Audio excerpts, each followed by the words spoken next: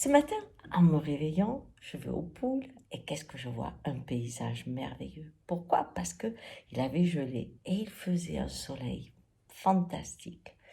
Je regardais ça et tout d'un coup, ça me rappelait toutes les fois où j'entends aujourd'hui des gens qui sont partis à l'étranger pour certains, d'autres juste à la campagne et qui me disent, bah, tu vois, je travaille, mais alors de sortir et d'être dans cette nature change complètement ma vie. Alors qu'avant, ils étaient dans une grande ville.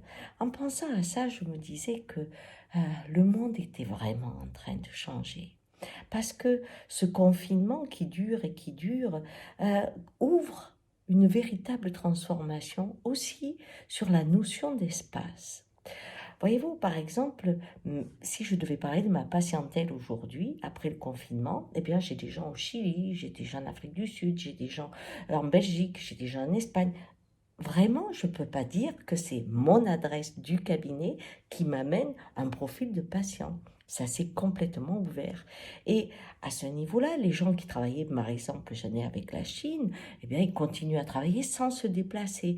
Mais j'ai des personnes qui ont des professions libérales et se trouvent à Venise, ou se trouvent au Brésil, ou se trouvent ailleurs, et continuent à avoir leur activité. La géographie du lieu où l'on travaille a changé.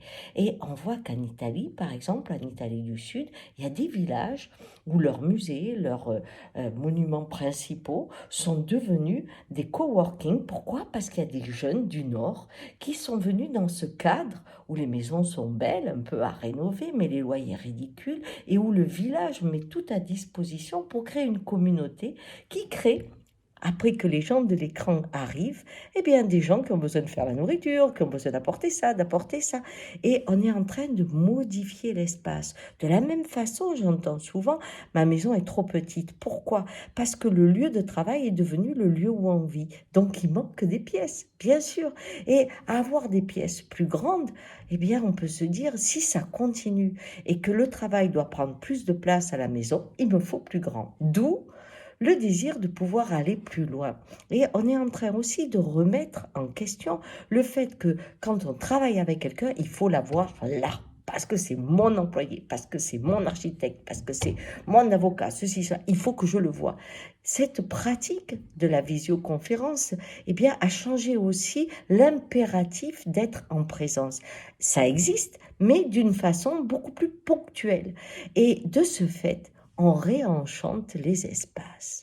Et je crois que comme ça se passe chez nous, mais ça se passe aussi par exemple au Pérou, où on voit que les gens qui habitent Cusco, comme il y a la pandémie, sont allés dans la vallée, ce sont surtout des gens riches, mais du coup, eh bien, les petits commerces, les restaurants, tout ça ont été obligés de réouvrir. Donc, quand l'argent par ailleurs, quand l'écran, c'est-à-dire toutes ces professions intellectuelles peuvent se déplacer, les campagnes refleurissent. Et ce matin, en regardant ces beaux paysages, je me dis, si les gens en se levant se connectent à la beauté du monde, alors l'écran ne gagnera pas. Nous saurons l'utiliser à notre service et pas l'inverse. Ciao!